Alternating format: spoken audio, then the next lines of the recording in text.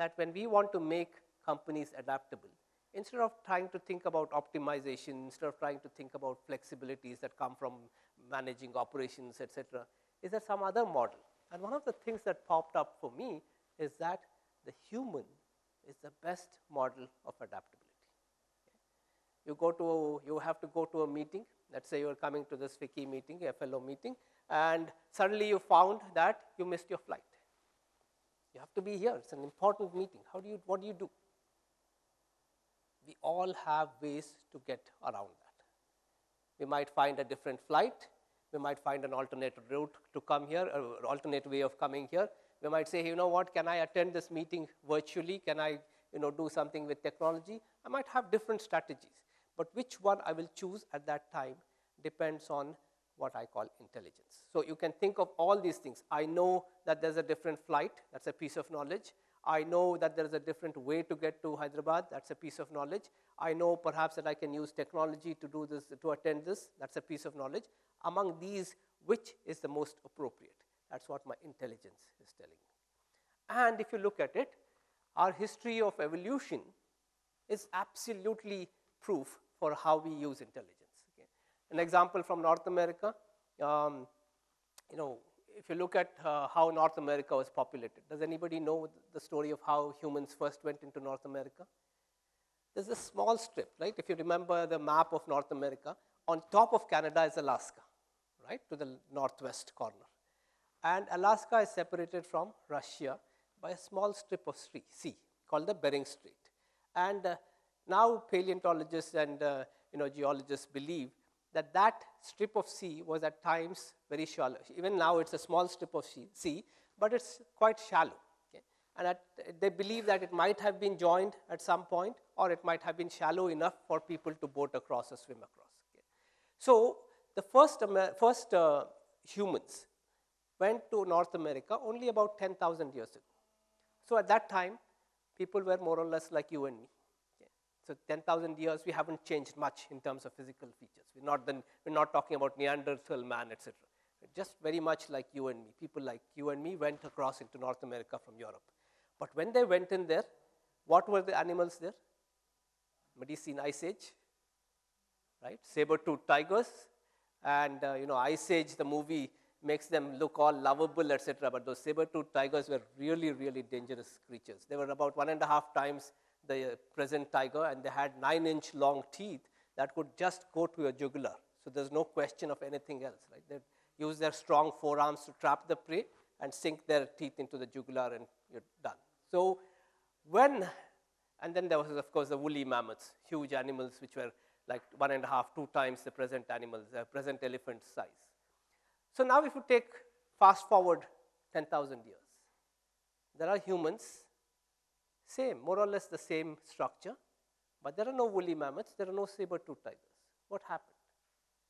That's the history of human evolution, that we use, despite having lesser resources than these animals, we use our intelligence to form groups. We use our intelligence to fashion weapons. Okay?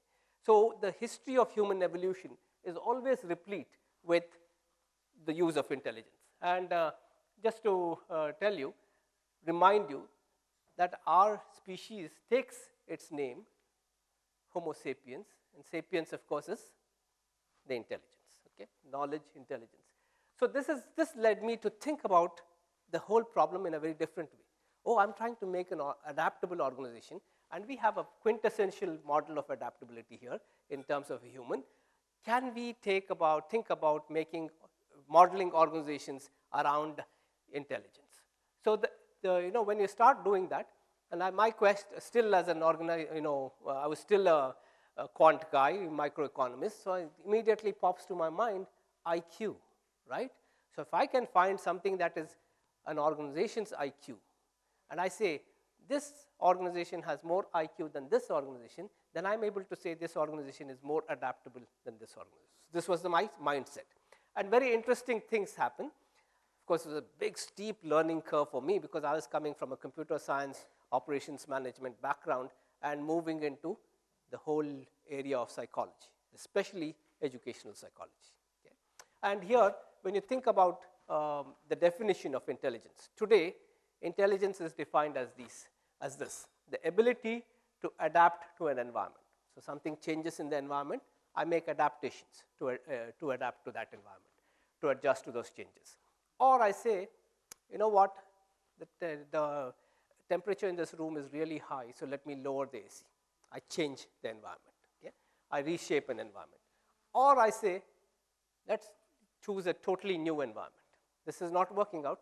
Let's move my resources, my capability, like I join a university and I find this is not what I want to do, this course is not what I want to do, this program is not what I want to do.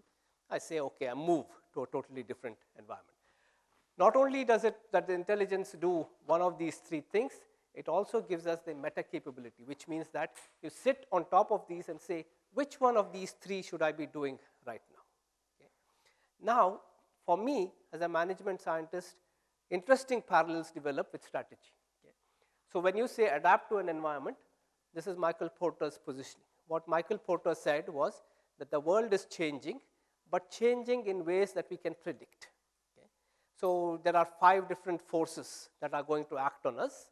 There are, forces of suppliers, there are forces of consumers, there are threats of new entrants. Within the industry, there are competitive forces, and there are threats of substitutes. Let's say I'm a sugar manufacturer. Somebody can come and with artificial, sweeteners and threaten me. So they are not my traditional competition, but they're coming in. So there are these 5 threats, and the role of the strategy guy is to look at these 5 threats. How will these threats develop in the few years? And typically, strategic planning was 3 to 5 year plan, right? So next 3 to 5 years, how will these forces develop? And I use that to form my strategy. That's great for a slow changing world, which I can predict. It's like a cricketer playing cricket. The ball has left the bowler's hand, it's coming at me. I know it's going to move, but I can kind of estimate how it's going to move and play my stroke. Okay?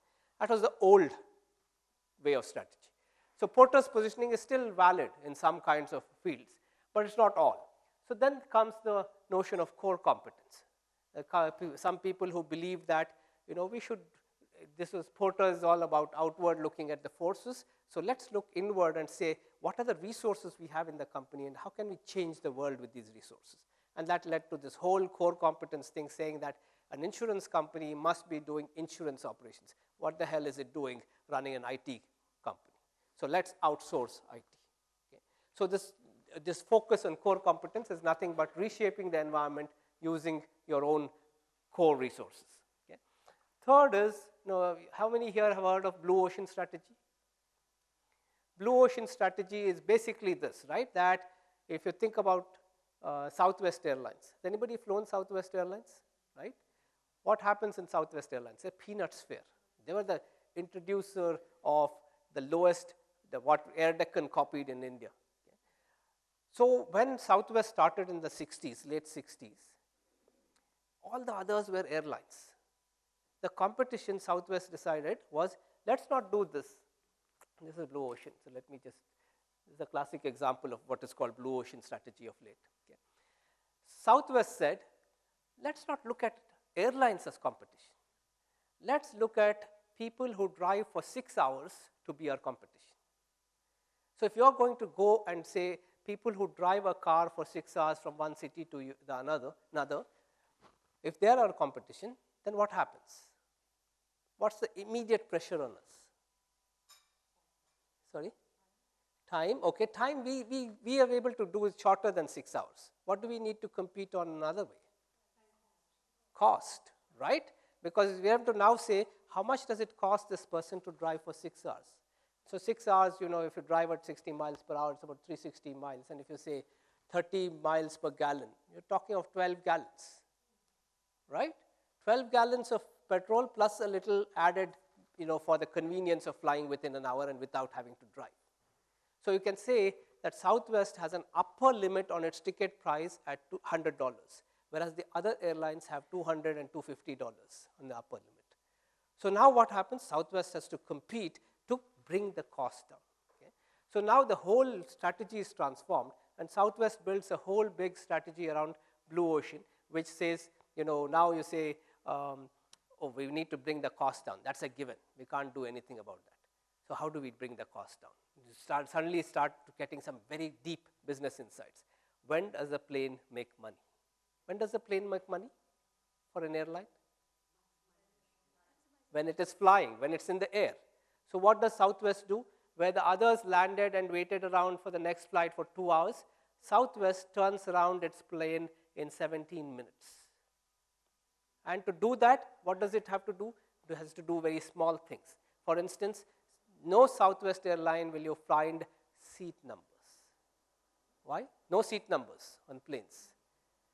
So you go in, why? Because if you have a seat number, you're spending a lot of time trying to find your seat, then somebody else is sitting in your seat, you argue with that, you call the flight attendant, and then some dispute is resolved. All this stuff delays seating. So they say, okay, no seat numbers.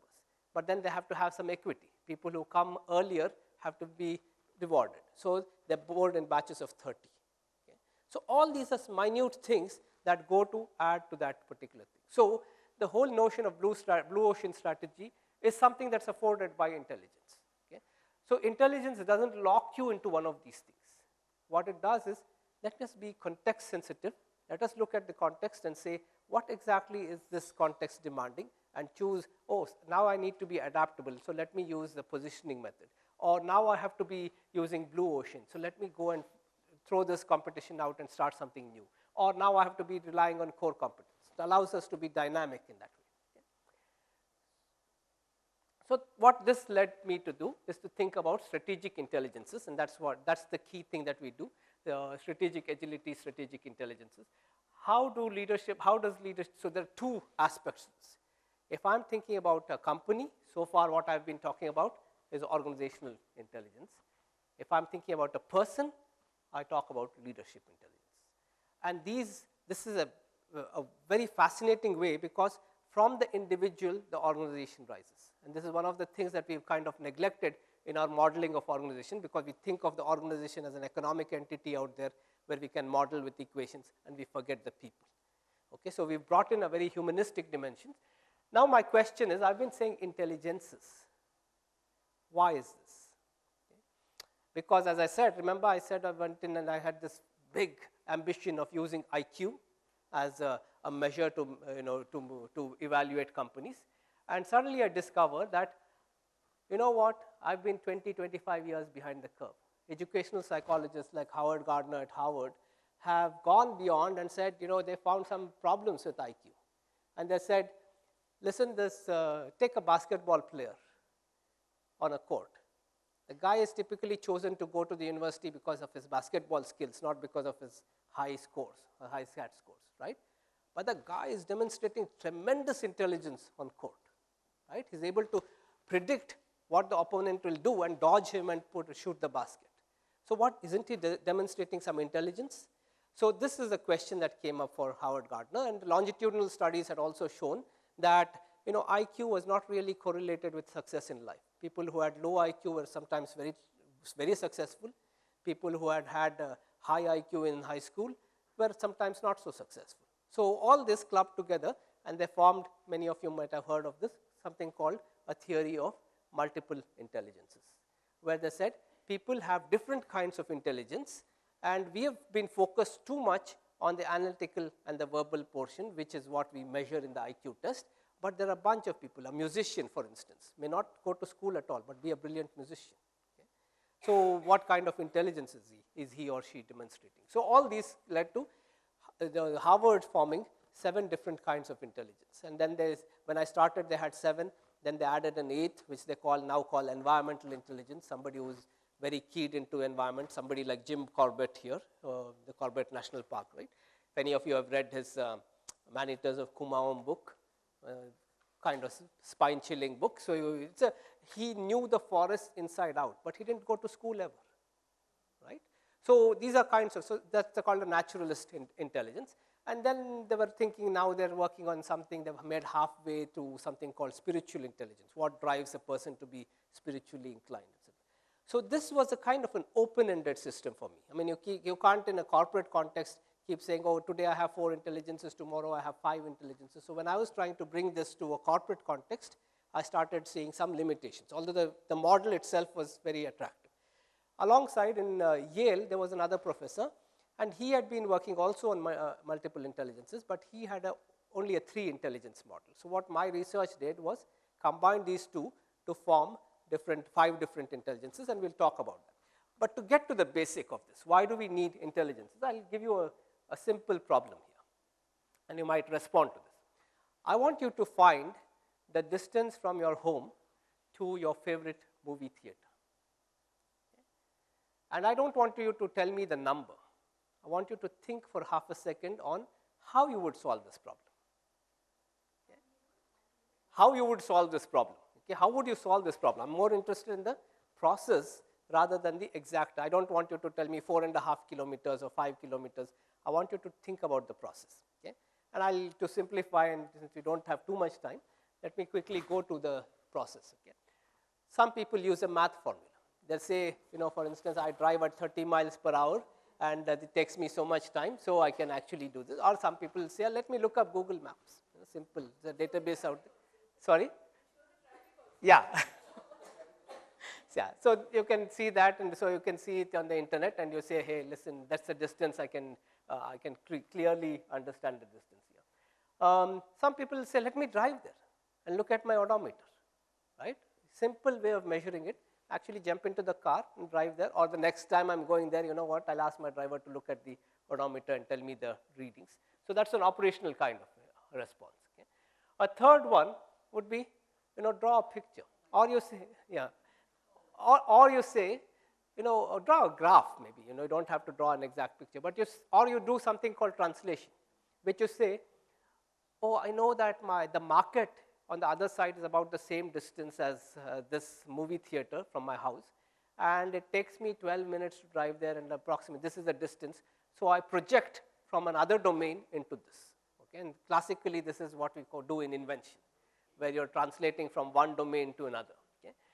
The fourth one is a very simple thing.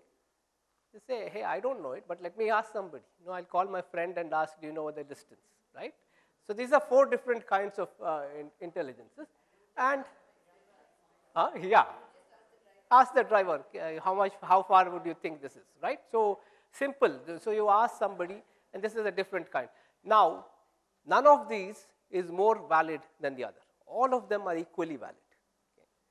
So what happens? Now we suddenly start seeing the whole problem in a different way. That the same problem given to different people will lead to different kinds of responses. Okay? And none of them is, you can say, oh, that's the right approach and this is the wrong approach. No, all of them are equally right, right?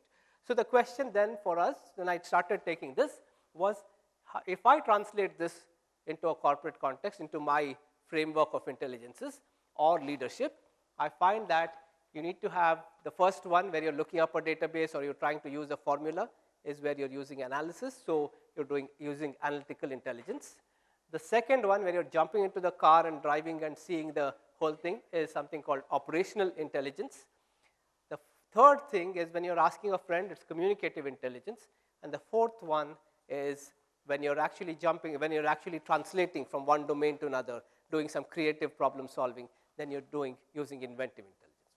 So for a couple of years, I was hunky-dory on this. The model was showing great results when I applied it to various companies.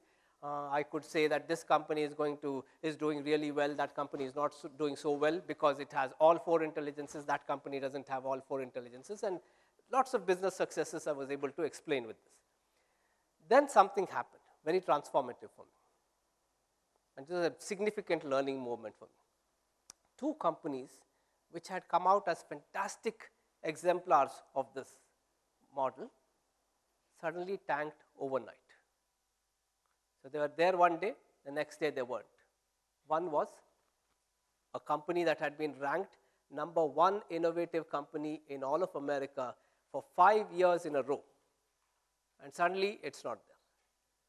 Another was a company here in Hyderabad. The first company was Enron in America, and the second company was Satyam. Okay?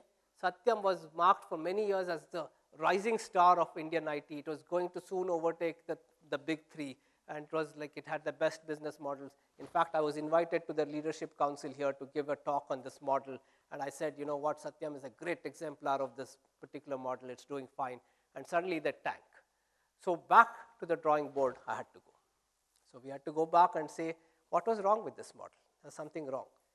Significant learning moment for me, because the fifth and the most important intelligence now popped up, which is visionary intelligence. So when you hear the word jugaad, right, as an Indian response, it is talking only about those four things. This is what transforms jugaad into innovation. This is what transforms a reactive response to a strategy. What is the long-term consequence of what I'm doing? What is the wideness of this impact? How many people or how many processes am I impacting with this particular solution that I've come up with? Okay. This is a visionary thing. And now what has happened in our model in Vivekin, this has become the key, most important. So any solution that's proposed by these guys, does it pass the visionary test or not? Is it going to work in the long term or not? See, the thing about leadership, the quintessential thing about leadership, it's always 20/20 hindsight that you're a leader. Okay? You take an action now, nobody is going to call you a leader. But after many years, when they see the impact of what you've done now, that's when they call you a leader. Right? So leadership is 20/20 hindsight. So you can never predict what's going to happen.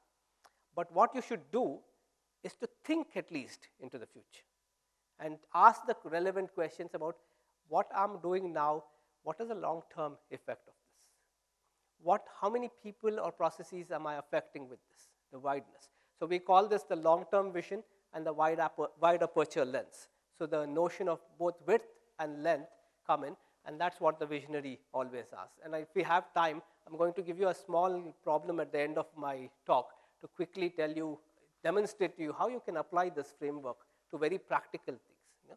And as I've always said, I believe that all of us are leaders. The practice makes us good leaders. Okay?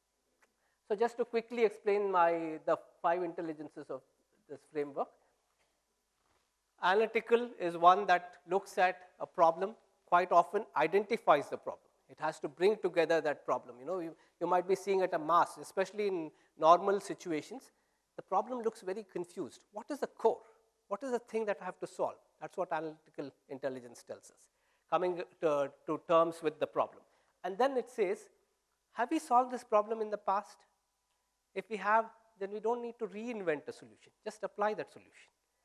If we have tried this solution and it has not worked in the past, we don't waste our time applying that solution. So it is the identifying solutions that have worked in the past, not applying solutions that have not worked in the past, and typically what happens